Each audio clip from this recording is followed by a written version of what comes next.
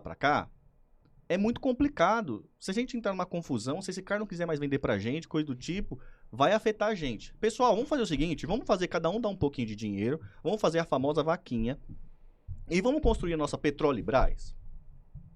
Porque é muito importante pra gente. Todo mundo concordou, todo mundo fez um esforcinho, deu um pouquinho, construiu lá a Petrolibras. Solo brasileiro, com tecnologia, depois se tornou brasileiro, com funcionário brasileiro, ou seja, tudo em real, tá? O máximo é uma peça que a gente precisa trazer de lá, mas é tudo um capital imóvel, né? A gente faz o investimento, tal, não fica sujeito a câmbio, esse tipo de coisa. A margem é muito pequena. Então, vai lá, extração em real, o custo em real, o lucro em real, para atender nossa base aqui. Sabiamente, o brasileiro foi, fez, tal. O que era a política de preço praticado até 2016? A mais razoável em qualquer lugar do mundo. Se o seu custo é real, pô, custa X para tirar um barril. Vamos pegar um exemplo aí. Para um barril de petróleo. Eu gasto 15 reais para poder tirar ele, mais para remunerar o meu capital, tal, não sei o que, mais uns 15%, deu 30, mais uns 15 reais deu 30, mais uma margem de lucro. Qual que é a margem de lucro? Vamos ver como é que as outras petroleiras do mundo inteiro faz. Pô, 8%, no máximo, 10%, 12% de capital, coloca isso aí e dá 50 e poucos reais. Esse é o preço do barril que nós vamos vender pro brasileiro. Fechou? Porque é importante para nós, fechou. Foi assim até 2016, essa política de preço. De repente, chega em 2016, o Temer fala assim, não, agora nós vamos criar uma política de preço de importação, porque a gente precisa abrir o mercado. Que é aquela conversa, né? Mas como é que é essa política de preço da importação? É isso. É tipo assim, o barril aqui custa 50 reais para retirar. Só que, se eu não vender pro brasileiro, eu posso vender pelo preço de oportunidade, que é um preço lá na gringa. Quanto que o gringo paga? O gringo tá pagando 120. Ah, brasileiro, então... Vai ter que pagar 120. Você vai ter que pagar 120, porque senão eu vou vender pelo preço de oportunidade, que é o que o gringo cobra. E aí, todos nós começamos a ficar à mercê das coisas que acontecem lá fora, de uma empresa que é nossa. Mas você não acha que até então não poderia começar a ser boicotado o petróleo brasileiro lá fora por conta disso? E aí os caras comprarem de outros? Como assim? Se caso não é uma pressão externa, os gringos meio que forçaram a vender o petróleo no mesmo preço pra gente, no mesmo preço que eles compram, senão poderia boicotar lá fora, por exemplo. Mas Parar de comprar da gente. Não, mas a gente tá usando nosso petróleo. Mas primeiro que a gente não refina, né? Não, a gente refina. Refina pouco, né?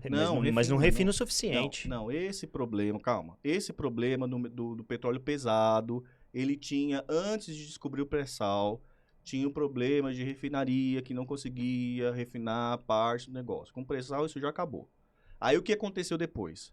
Isso é os próprios engenheiros, a Associação de Engenheiros da Petrobras falando. Tá. O que aconteceu depois? Com esse negócio primeiro negócio de corrupção da Petrobras. Da refinaria de... Belo Monte? Pasadena. Acho que foi Pasadena. E depois que esse negócio de vendilhança do Bolsonaro, de vender refinaria, coisa e tal, porque refinaria, gente, não é igual pastelaria, que você abre uma do lado da outra e vai competir com a outra. Não, uma refinaria, ela atende uma região inteira. Sim, Nem sim. McDonald's você abre um do lado do outro quase, pô. Porque precisa ter uma quantidade de pessoas e tal. Imagina a refinaria. Então você abre tudo. Aí que esse negócio de vender pro outro, ficou desmontando o parque. Hoje está em média 70% do que a gente precisa usar, a gente tem a capacidade de refinar. Ou seja, no máximo 30% teria que refinar. Teria que trazer de fora. O que também, gente, vamos colocar, né? Vai falar que o Brasil não tem condições de criar uma refinaria? Com certeza. Para refinar 100%? Aí volta tal do investimento em tecnologia. Exatamente. O Estado brasileiro, não precisa nem do Estado brasileiro. A Petrobras já tem capital suficiente para abrir uma refinaria, gente. Capital e know-how para isso. Então o Estado brasileiro tipo assim, ó, não, nós temos que criar aqui para ser 100% refinado aqui. O que a gente precisa usar. E não é algo novo, é algo que a gente já faz, só poderia aumentar. Exatamente, desde 2016 estava daqui, estava quase chegando já nisso. Naquela época estava chegando em torno de 90 e poucos % do petróleo que a gente precisava ser refinado aqui, 100%, de ponta a ponta. Desde a extração até a distribuição. Já estava desse jeito. Como entra essa política, esse desmonte que ele abrir mercado, aí começa a vender refinaria, aí começa a vender distribuidora, aquela conversa, porque a desculpa da corrupção, coisa do tipo, que teve mesmo. Teve corrupção, sim. Palocci devolveu 100 milhões. Ninguém tira do bolso 100 milhões para devolver. Teve esquema, sim. E o esquema era pra se perpetuar no poder, sim, teve isso, sim. Só que aquele papo, gente, a vaca é boa. Ela pega carrapato, nós vamos matar a vaca? Não, nós vamos tirar o carrapato da vaca. Aí pode alguém discutir, pô, mas a vaca tá com bastante carrapato. Esses dias o Edson tava falando comigo, essa vaca tem carrapato até dentro, acho já, velho.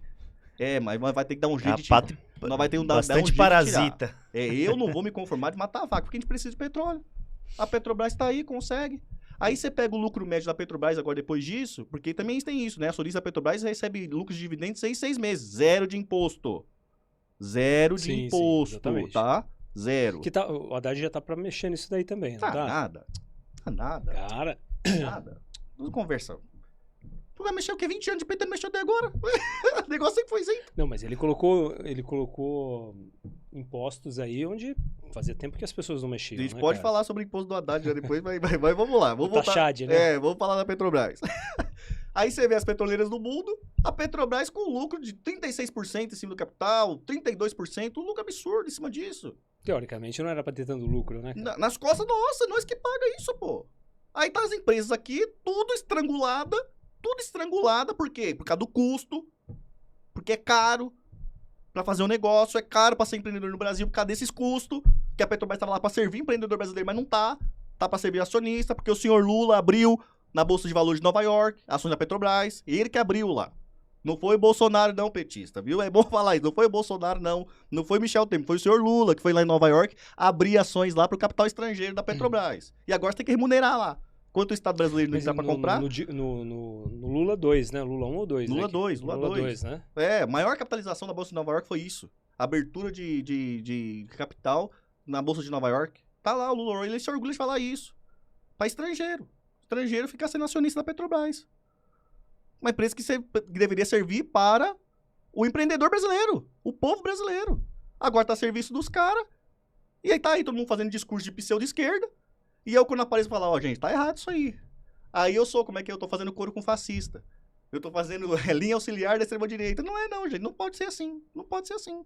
A Petrobras precisa ser devolvida pro povo brasileiro. E pode até ter um percentual de ações, mas nacional. Sim, sim. E com controle estatal, porque ela tá pra servir aqui o empresário e o trabalhador brasileiro. Não tá pra servir os outros, não. Tá pra isso. Aí sobe o custo de todo mundo, os caras lucrando muito dinheiro em cima da Petrobras, muito dinheiro, não pagando imposto, e o trabalhador morrendo com 27,5% na fonte do imposto de renda.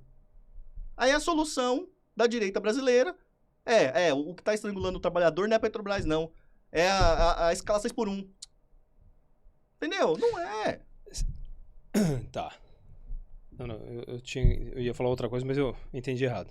Você disse que a direita tá defendendo que continue a escala 6x1, né? Mas até o Lula também, né? Ele quer que continue a escala 6x1. O Lula, a vida inteira dele, ele nunca foi a favor disso, gente. O Lula sempre foi contra a CLT. Tem discurso dele lá, sindicalista, falando contra. Tem discurso dele desse governo agora. Pode buscar aí quem quiser. Tem discurso desse governo agora. Ele dando entrevista, falando assim, parece que o trabalhador não quer mais CLT, coisa e tal, não quer mais direito. O Lula falando. Sou eu que tô falando, não. É o Lula falando. Ele nunca foi a favor disso. E a CLT não precisa de uma reforminha também, cara? Depende. Acabaram de fazer uma aí. O que deu nisso? Você acha que foi suficiente? Não. Pelo contrário. Tem coisas que funcionam, tem coisas que não funcionam. Por exemplo, na reforma agora, você quer que eu fale uma coisa que funciona ou não funcionou? Manda uma de cada. Aqui funcionou. Esse negócio de negociar as férias. Lembra que a gente só podia tirar no mínimo 20 dias e só podia vender 10? Sim, sim. Agora você pode tirar picado, né? Fracionar isso. Fracionado, coisa e tal. O trabalhador gosta disso, mano. O trabalhador gostou, foi, mano. O trabalhador comum, ele não tem 20 ou 30 dias pra ficar viajando, né? O cara não tem grana pra isso, né? Era mó luta antes, mano. Era mó luta no trampo, mano. Você tinha que ficar fingindo que tirou as férias. Sim, Todo mundo já fez isso, velho. Todo trabalhador fez isso antigamente. Fingir que eu tirava mesmo as já férias. vendi. Você poderia vender legalmente 10 dias, né? Mas eu já vendi os meus 30 várias vezes. Isso, ou às vezes vendia 20. Aí você vai trabalhar, não bate o cartão e coisa e tal, né? Ou às vezes você vendia o dia, os 20, mas não podia tirar os 20 de uma vez só. Aí você negociava com o seu chefe, né? Aí você ficava 10 dias sem. Depois alguém batia o ponto pra você, ficava aquela confusão danada. Você tirar os outros 10 dias que você tinha na casa. Tinha isso, os caras flexibilizaram isso, né? Uma negociação, coisa e tal, tirar 10 dias picado e tal. E o que foi ruim? Terceirização, por exemplo. Terceirização, você fala pejotização? Não, terceirização. Por exemplo, lá no meu prédio, condomínio. É um condomínio, mano, tem 2 funcionários lá. É um zelador e uma faxineira. Os caras trabalham lá na escala 6x1, aliás. Pra que precisa ser terceirizado isso? Pra quê?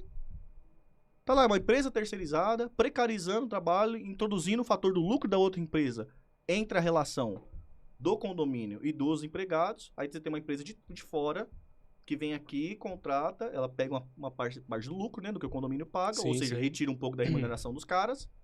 Pra que precisa disso?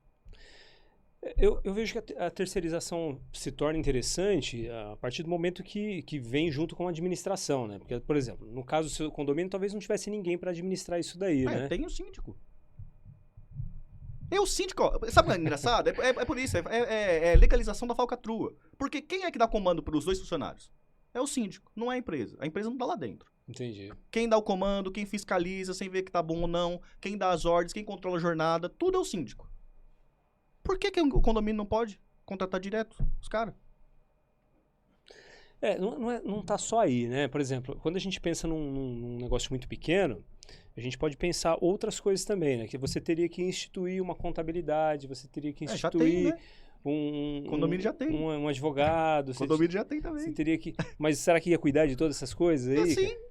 Não tô falando que eu sou contra ou a favor, tá? Só tô querendo achar argumentos aí pra gente conversar. É que o negócio é tão maluco que ele já faz tudo isso. Já tem a contador. Porque a relação que ele tem com a outra empresa, que é a terceirizada que tá atravessando o negócio, também é uma relação de contador. Então ele dá. A única coisa é não pegar os deveres que ele tem com aquele funcionário. O condomínio tem com aquele funcionário. E aí abre brecha pra um monte de coisa. Abre brecha pra sofrer o tipo de assédio dentro do condomínio. Sabe? Abre brecha pra resolver, pra acontecer maus tratos, pra ter controle desproporcionado de jornada, pra ter abuso, esse tipo de coisa. E não precisa. Aí fica criando. Aí por isso que eu falo, a reforma foi boa? Depende. Nas férias foi. Nesse negócio de terceirização, não. Mas encarece mais, mas viu? a terceirização já existia muito antes. É que não poderia pra que não fosse produto fim, né? Se não fosse... Eu não sei explicar isso. É como se não fosse...